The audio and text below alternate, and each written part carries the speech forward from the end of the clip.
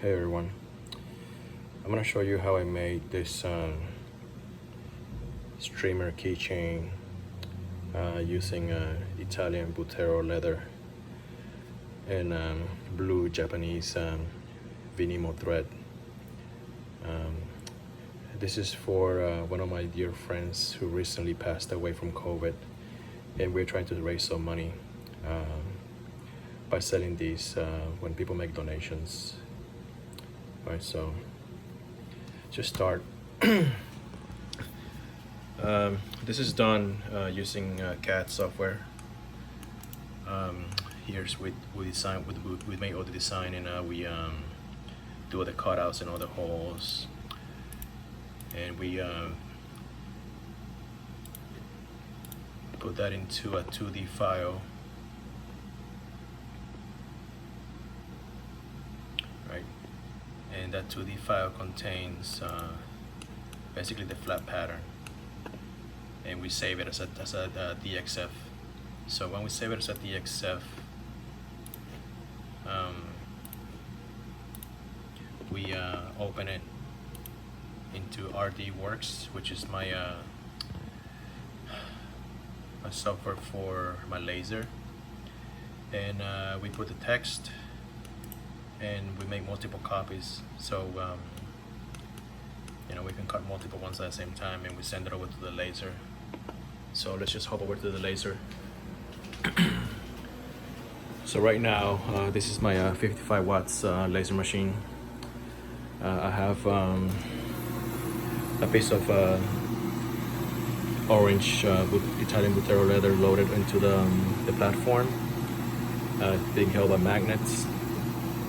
All right, so we go to the file, we track it, and basically this is the cut area of the file. Right, and we hit run,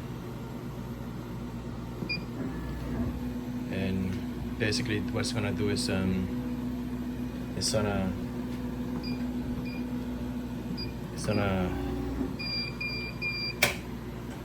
cut the files that was previously designed in the computer. So again, we go here, we look for the file, right, and we hit run, and it's gonna start cutting. Right now it is doing all the engraving, and yeah, this is pretty much running a 75 millimeters per second at 10% power on my laser. We don't want to burn it through, we just want to engrave it. So this pass is just all engraving. Right, so it takes a few minutes. So let's just come back and see where we are in a couple minutes. So right now just about to finish up. It's laser cutting all the holes and doing the final cut on the outside of the streamer shape. So once this is done, there's gonna be a little cleanup of all the suit remaining, and we should be ready for glue up. So the laser is going around and doing the final cut of the outline of the streamer. Right. Again, I'm running this at only 15% on the cut side. Right. So right now it's doing the second set. Again, I'm doing 3 at a time. We should be making good progress on the amount that we can put out today. So right now I just finished engraving the last set, and it's cutting out all the holes for the stitching. So this is gonna take a couple minutes until this is done. Overall it takes about 10 minutes per set to have it fully cut out and engraved. So right.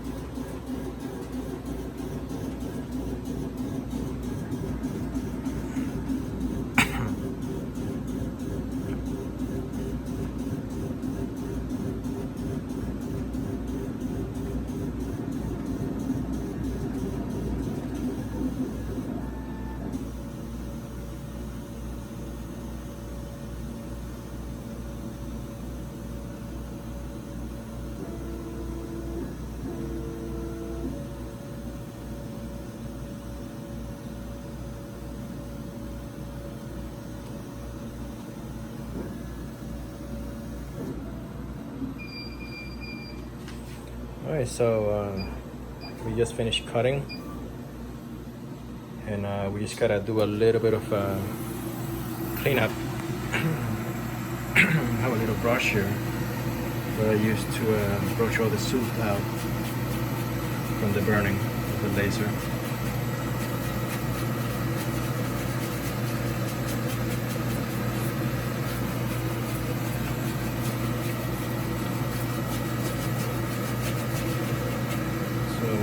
Yeah, we should be good to go. This is this pops right out.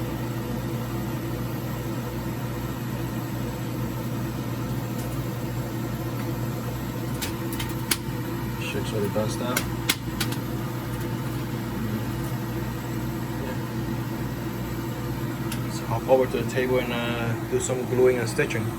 Okay, so after some minor cleanup, what we're gonna do now is, glue these pieces together, front and back, aligning the holes.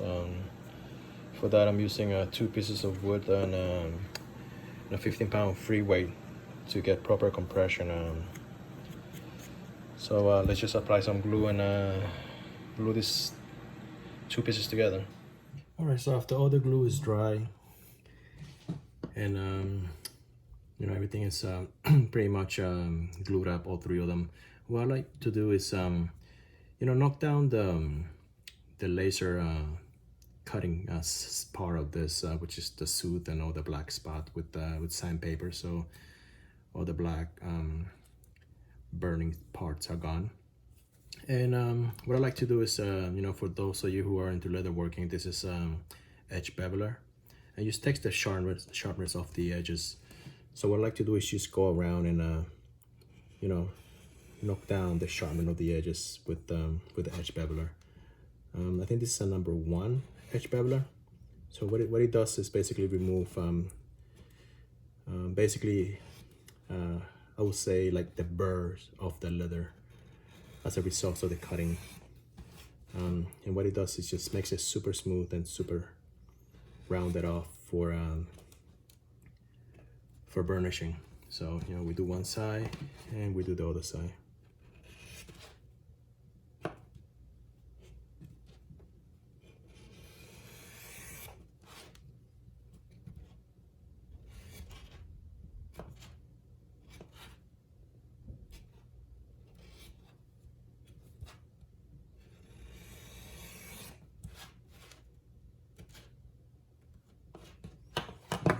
So now this is ready for burnishing, burnishing. So what I like to use for burnishing is Takono.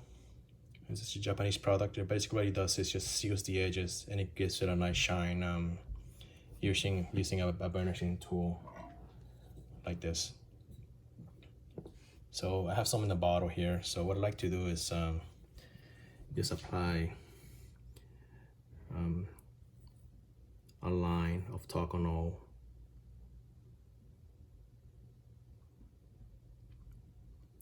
onto the edges, like this. Just walk it with my fingers back and forth, make sure the edges are nicely coated, right? And use this tool, and what we'll use is use one of the grooves to basically push down the fibers of the leather,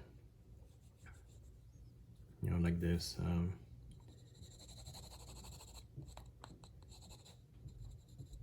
Especially around the corners, where the turn is, those are high points.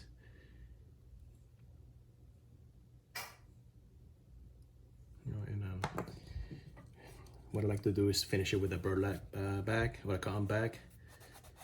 Just clean it up, clean up the excess, and just go back and forth and polish it.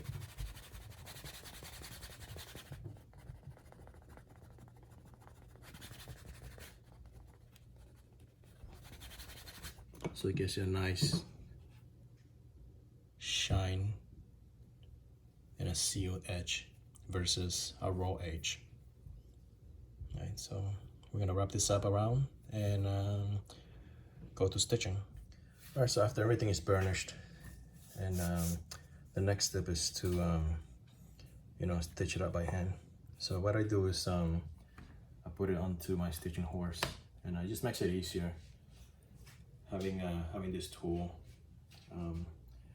So what we're gonna do is we're gonna do a saddle stitch, which is a 2-needle stitching method by hand. It's just a lot stronger than a machine stitching, and it makes it look nicer too. So what we're gonna do is do our first thread, make sure everything is even, and we're just gonna keep going around up all the way until we finish around the perimeter. So again, just back and forth. Just make sure that you take your time and apply proper tension to the thread. Again, just a little patience, and you can't really rush this. Go around the corner, right? Just hold it in place again, and just go back and forth until everything's done. It takes about 20 minutes to do the whole piece all the way around when it's stitched this way. So yeah, we'll come back after we're done. All right, so when this is done stitching, what I like to do is just cut down the stitching and use a thread zapper to melt and anchor the stitch and make it nearly invisible where the point where the end of the thread ends. So what we gotta do is basically just cut them on both sides, trim the excess thread, and use a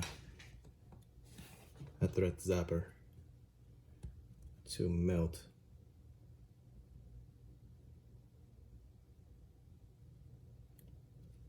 and anchor that stitch line.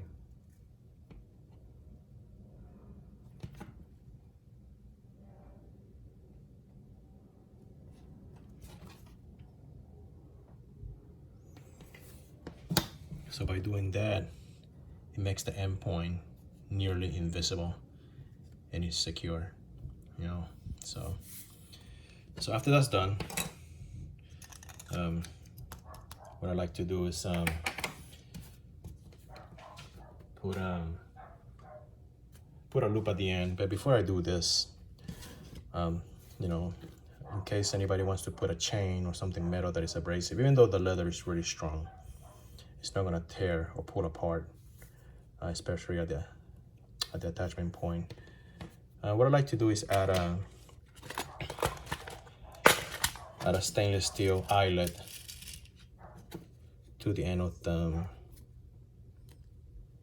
to the hole where the keychain or lanyard will be attached. So this basically would bring the leather against any abrasion or tearing. So what we're gonna do is put the collar and put the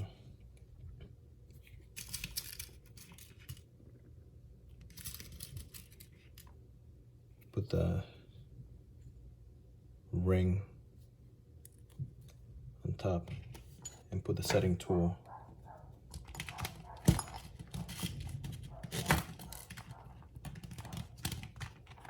right on top of it, and give it a couple whacks with a hammer.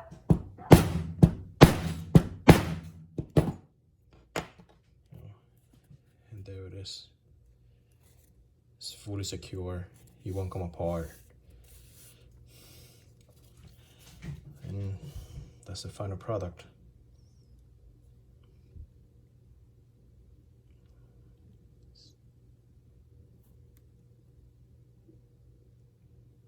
And I will carry this streamer with me on my book bag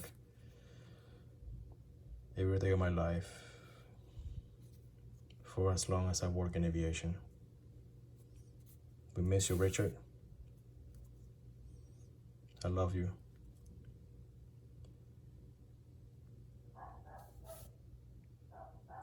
And Godspeed, my friend.